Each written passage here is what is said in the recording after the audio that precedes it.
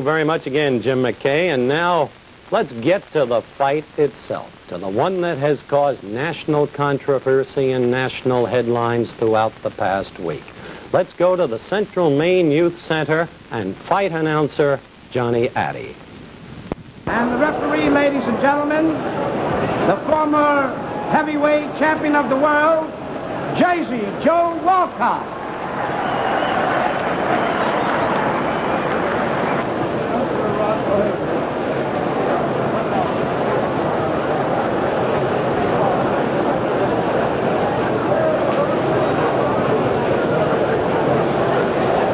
Ladies and gentlemen, Intercontinental Promotions Incorporated, Robert A. Nylon President, and Arena AA present the main event, 15 rounds for the heavyweight championship of the world.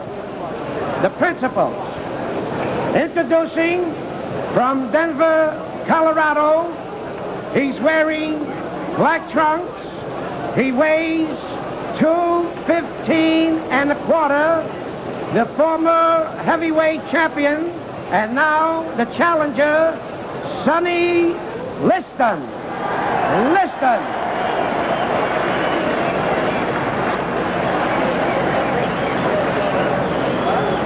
His opponent from Louisville, Kentucky. He's wearing white trunks. He weighs 206. The heavyweight champion of the world, Muhammad Ali.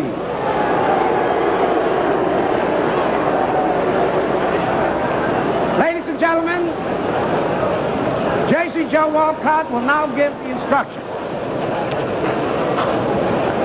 Well, gentlemen, this is a match you both worked very hard for, and I know you're both in good condition. I'm not going to go with a lot of preliminaries. I know you both know the rules of Maine, so I'm in here to enforce them. So I'll say to you, keep your punches up, protect yourself at all times. Good luck. Shake hands, come out fighting.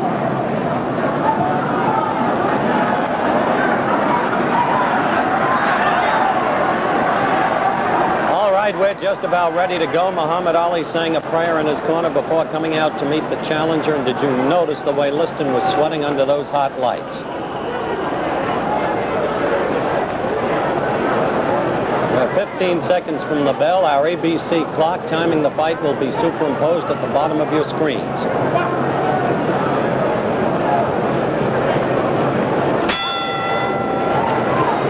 Here we go. Tactics the same as in the first fight, established almost immediately. Clay moving consistently to the left, virtually in a circle. Liston relying upon the left jab.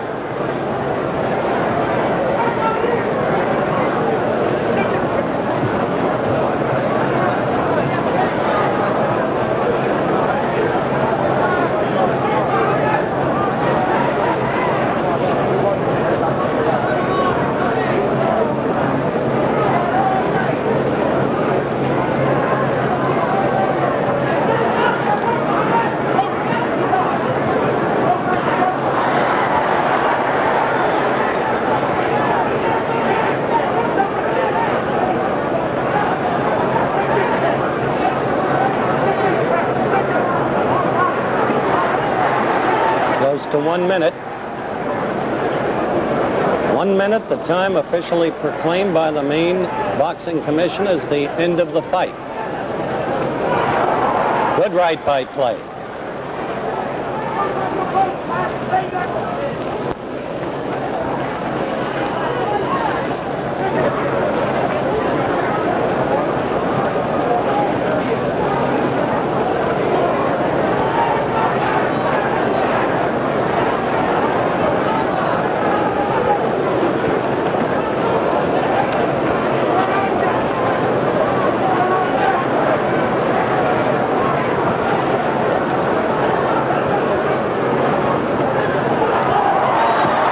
Did you see the punch? Did you see it?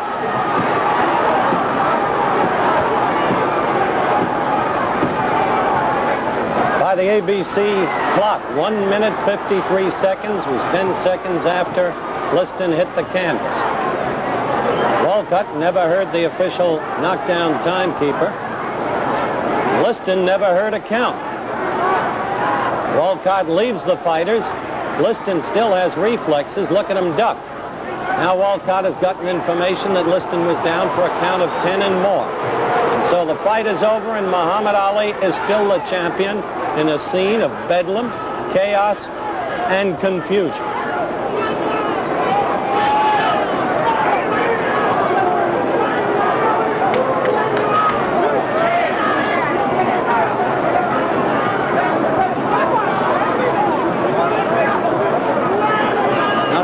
Confused is Jersey Joe Walton.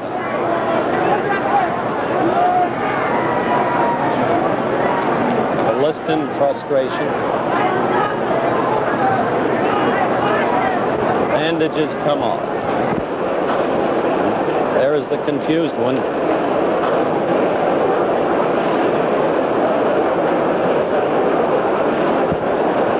The champion adulation, interviews.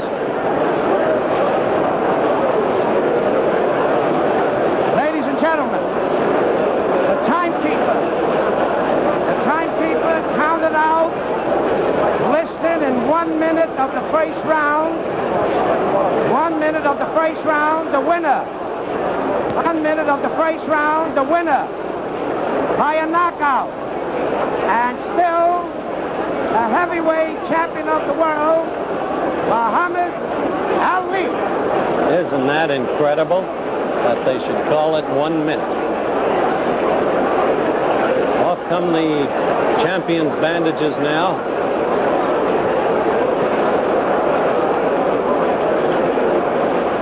And the champion tells the press exactly how he feels about at least some of them.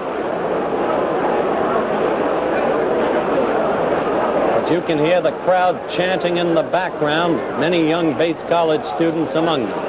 Now here he's going to talk with the other television commentator, Steve Ellis. Watch the game. All right, Cassius. Wait a minute now.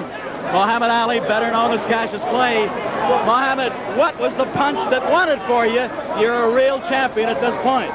Well, the punch that won the fight for me, well, I believe was a left hook or a right cross. And one of the two, I really can't think because I was moving too fast. A left hook or a right cross? That's right. All right, now, did you think you were going to be able to do it in the first round? You did it in 6 rounds last time, Cassius. Didn't I tell the world that I had a surprise?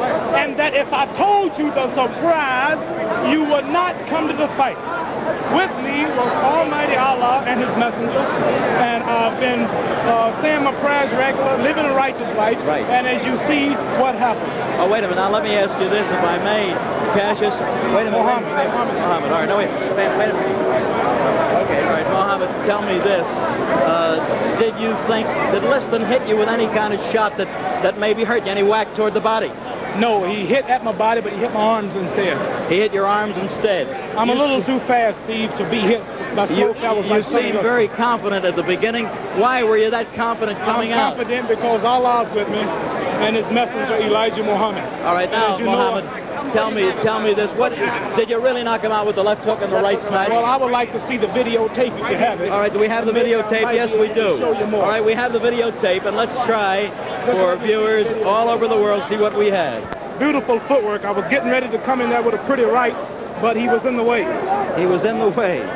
Yes, I must say this was an easy payday. My shape was so good, it really surprised me. I came in at 200. Now you're going to hit him. Watch closely. Watch closely. Is it a right-hand counter? You tell us what it is. I think it was a right-hand counter, not the left hook that you talked about a while ago. Well, didn't I tell you that Liston said in my poem, I want the world to know that I apologize. This kid is so fast, he can't be touched, you know. Now watch this. Watch closely. He's still the aggressor, at least moving towards you. This is scientific action, you feel. I'm a creative fighter, just taking my time and watching him knock him out. The man is a little afraid. All of this talk about somebody coming in the arena with bombs and machine guns scared him to death. It didn't scare me, but it scared him. Well, now, Bodini, there it is. That was the right-hand counter. Let's watch it. Let's watch it. A right-hand counter, as I saw it. Steve, you have never saw the real Muhammad Ali. I haven't had time to warm up yet. You haven't? I haven't had time to just sit down and let's look at it again. Now, that right hand was good. He aims toward the belly. He hit you under the heart there. Yeah. I didn't feel it. You didn't? No, let's watch it. I thank Allah for his messenger, Elijah Muhammad, for giving me the confidence to conquer all of this fear All right, they now, tried to put in me here tonight. I don't want to describe overlook this. it. Describe this to us. Here he's coming towards you. He's moving in. You counter, I think. I know I just blocked that right hand with my elbow. See, you notice my guard is down. I can't be hit because I have split-second timing with footwork and head work. All right, now watch it. Here it goes, in my opinion, as I look back. Halfway through this first round, or a little better, he's off balance. I'm glad you're showing this in slow motion. I see why now. So fast, I don't guess you can see me in real action, Harley. You're too tough for me. You're too tough for me to see. All right, let's be looking closely. Long time in slow motion for this to happen. Who's he hollering at? That's right hand. Right hand. The right hand hurt him. Right hand. Right hand. Knock him out. Watch it. What was it? Watch it. Right hand. Knock him out. Watch it. Did you think he was getting up? Oh, I knew he would fall early, but I wanted it to be about 3 or 4 minutes later. Why are you standing over him, I'm trying Muhammad? to tell the bum to get up and fight. People Why are pay you all the doing money. that? Tell me why. That was ABC's exclusive slow motion videotape coverage of the fight. We'll be back with the knockout in slow motion and again from a different camera angle in just a minute.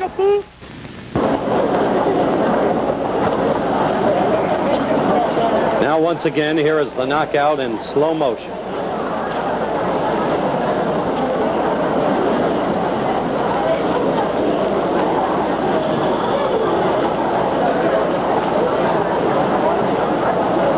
Just that time you saw the blow cleanly.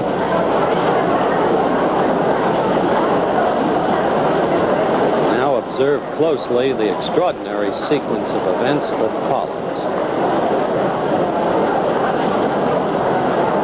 First, the refusal of the champion to go to a neutral corner.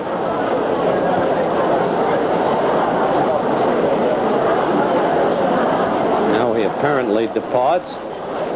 Second, the attempt of Liston to arise. Apparently, he is unable to do so.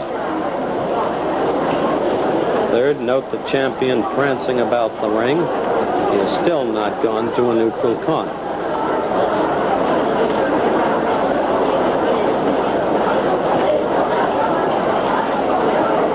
Fourth, the fight actually resumes.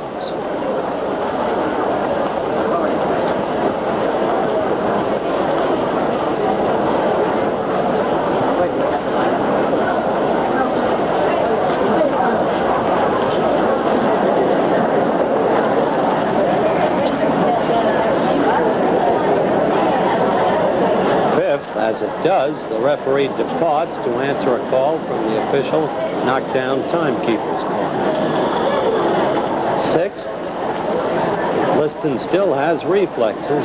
Note the way he ducks the clay barrage. And seventh, Jersey Joe Walcott returns. He has been advised that Liston has been down for 10 seconds and more and declares Muhammad Ali the winner. And now at regular speed, here is the other camera angle we mentioned earlier. Play will be on your left as he renders the knockout blow.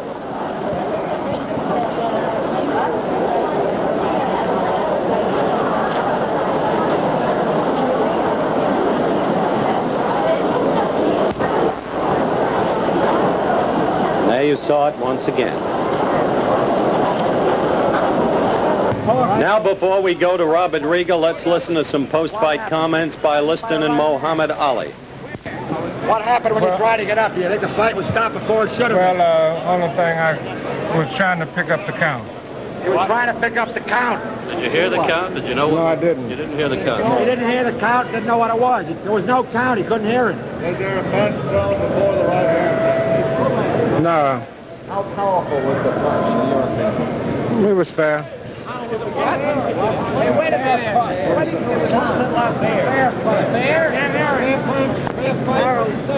Said it was a fair punch. Sonny, did the punch surprise you? Clay says Yes, it did. Clay says it was a new tactic, the counter right. It was a surprising punch.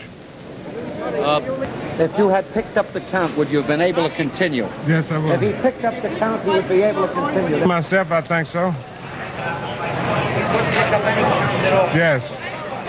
like to fight him? Well, I would say the #1 contender, Terrell, either one, yeah. Chavallo, either, but it don't make no difference. I'm in a position now where I can't squawk who's I might have to fight you. In a position now where he can't squawk and have to fight anybody. He seemed to be in good humor. You hear it, Lester? Yeah. Ain't no use, ain't no sense of being in bad humor.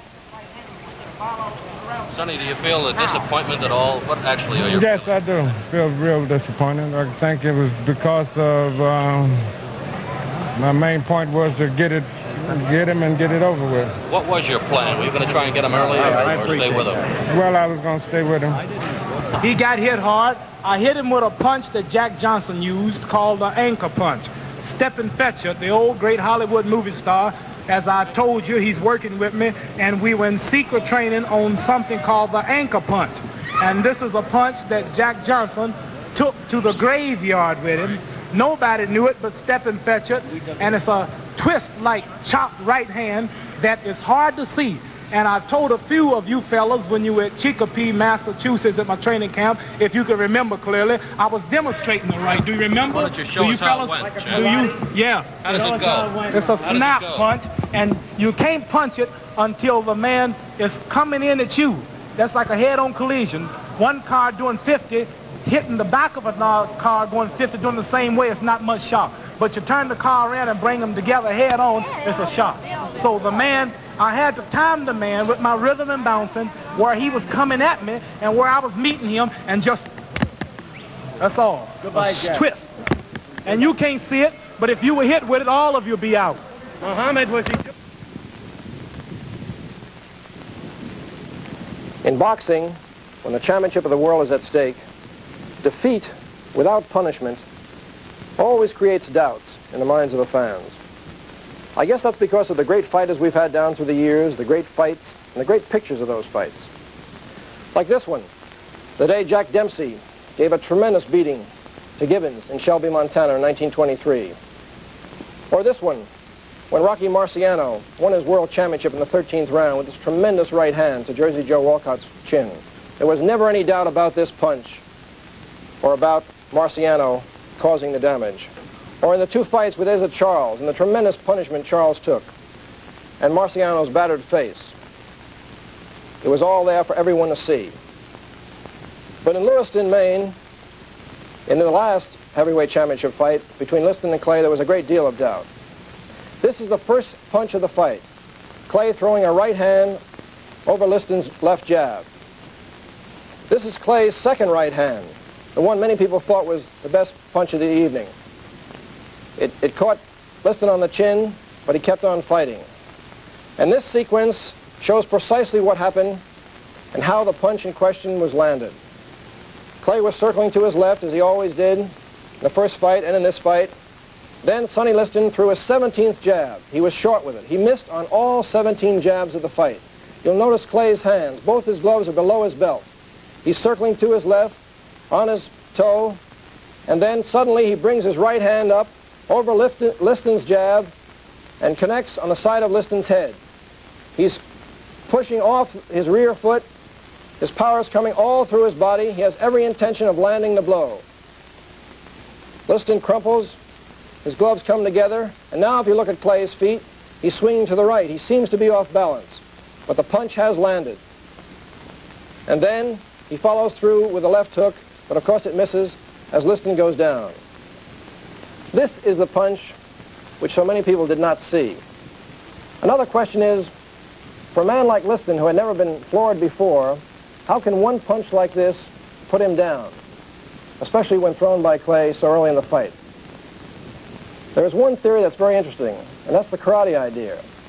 The idea that a fighter throwing a particular punch in a particular style, as Clay can do because he has this great balance, this great speed which you need in karate, and the fact of the twisting motion at the waist, which a karate fighter always has, and the way when you bring the glove up, you turn your fist over. The karate people call this focusing the punch. A hook is like this, a jab is like this, but a karate punch is like this.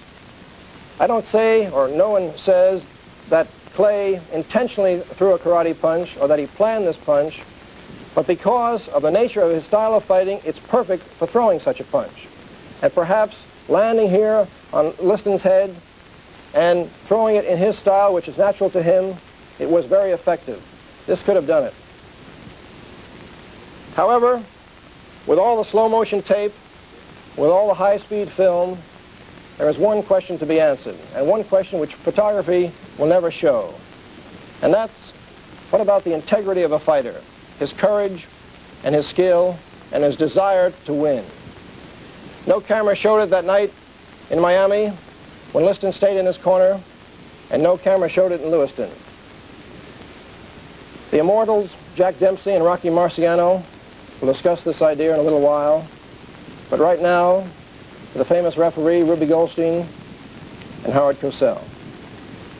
Thank you, Bob. And Ruby Goldstein is, of course, the most famous third man in the ring in boxing history. Ruby, you're in the ring. Guy gets knocked down. What do you do? Immediately, I see that the man that's caused the knockdown gets to a neutral corner, and in about 4 seconds, I'm back yelling the count into the man that's on the floor, which I pick up from the knockdown timekeeper. How do you hear it from the knockdown timekeeper? It usually comes to the count of 4. I hear it from the knockdown timekeeper in Madison Square Garden, the ball clubs, or where they hold the fights. There is a loudspeaker, and it's very easy to hear. But someplace I wound up where you couldn't hear it in some smaller clubs, and we just read the lips of the announcer. Lip reading. Right. All right. Have you ever in your lifetime left the fighters to themselves, one fighter on the floor? No, you don't leave it, and I feel sorry for Joe Walcott. He's a fine man, very honorable man, interested in a lot of good work, but he had a tough man to handle, a man like Clay who kept roaming around in the vicinity where Liston was, yelling to get up, and it was difficult. At the same time, we've got to be reportorial about this, Ruby. Let's have a look. We had a special camera following Walcott during that period of action there, or chaos, however you want to put it. And I'd like your comments about Jersey Joe as we run the film of the fight and see exactly what he does. Now, there's Liston down. Now we're going to be going to Jersey Joe.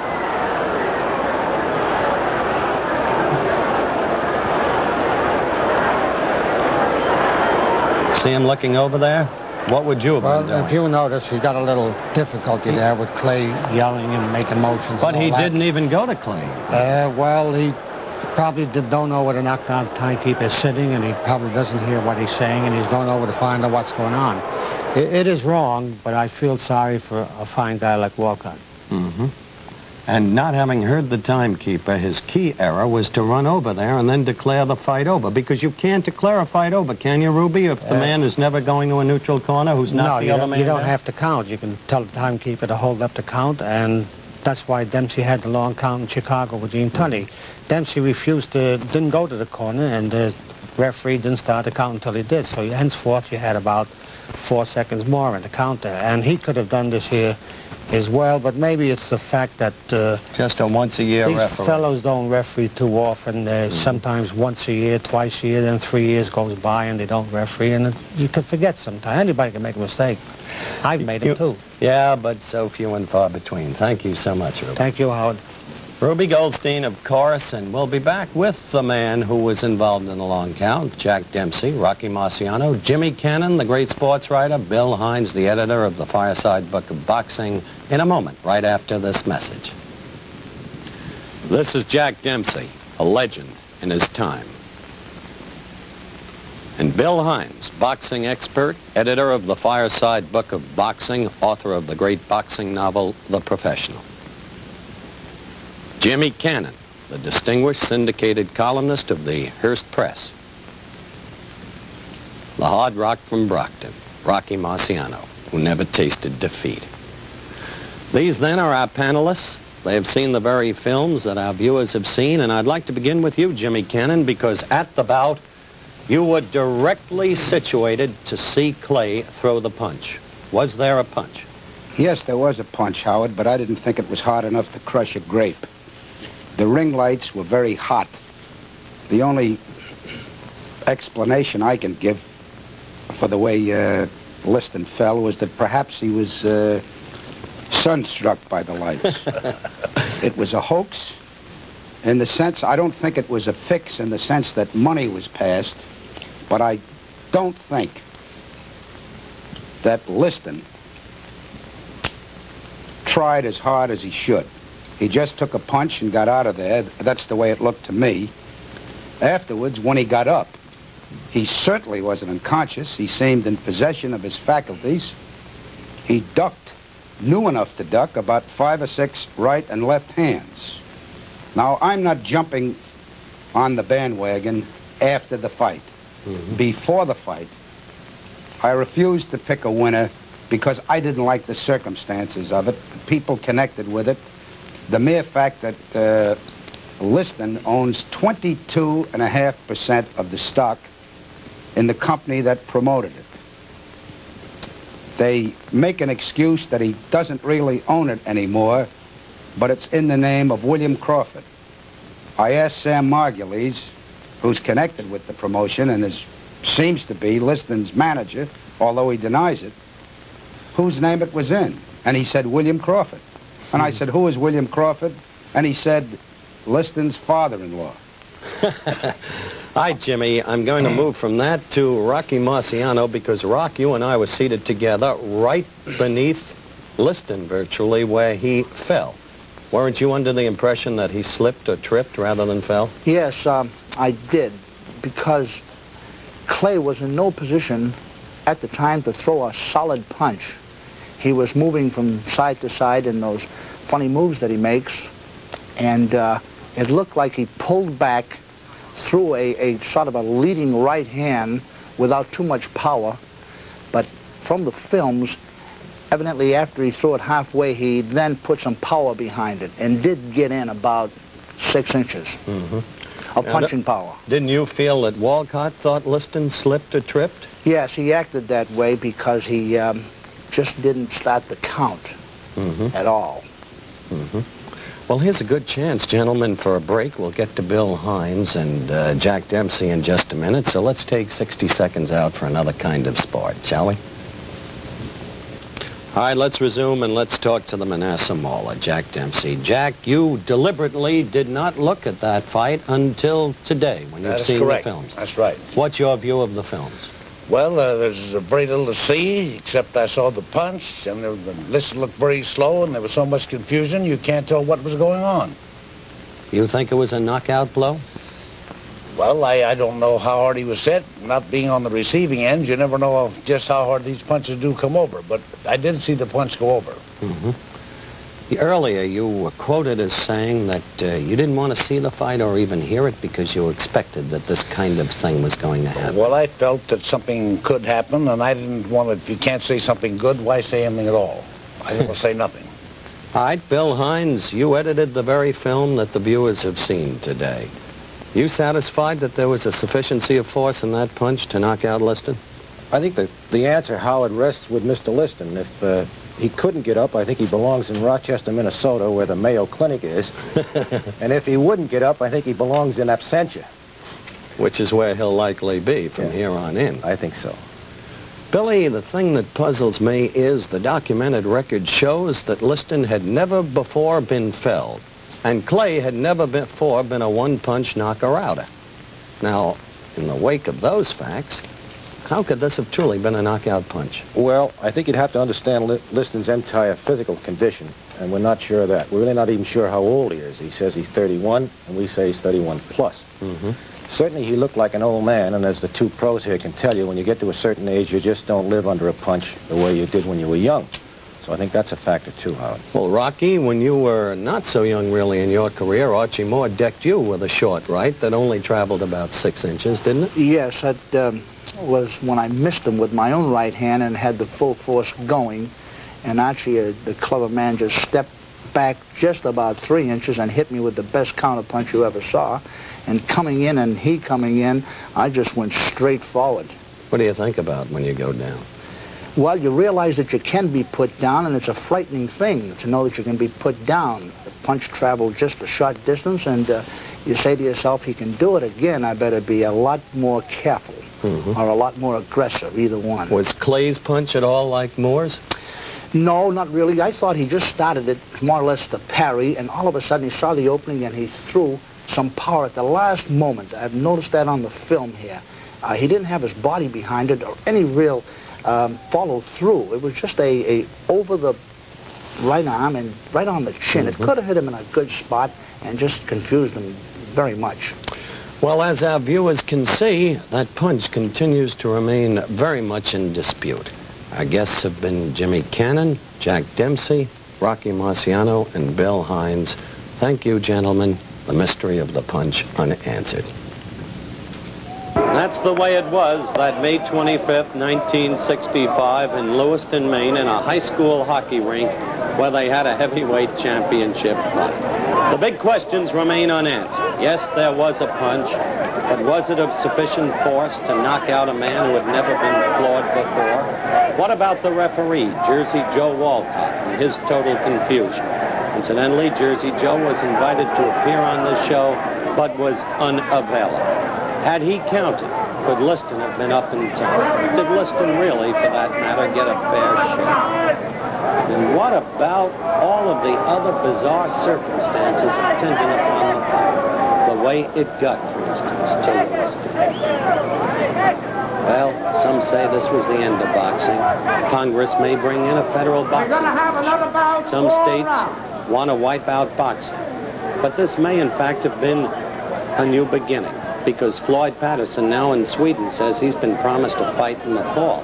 And right now, there's a man in the ring, George Chuvalo, and there he is, who wants to fight the heavyweight champion. He's ready at that moment. He may get the next shot.